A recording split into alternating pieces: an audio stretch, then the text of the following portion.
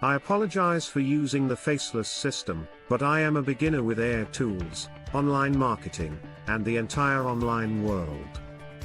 As I mentioned before, I am only sharing my step-by-step journey and how it's going. The things I did on the first day have taken me a few steps closer to what I need to accomplish. Step 1: choose your business name. Step 2: develop your slogan.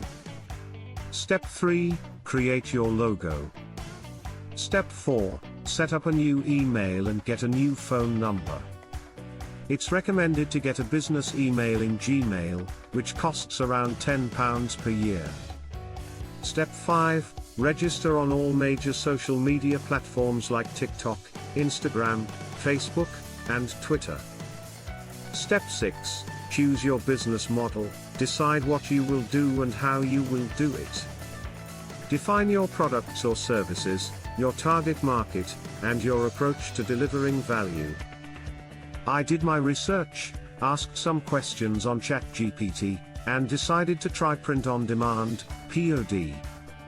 I'm currently researching suppliers, and once I finish, I'll be happy to share them with you.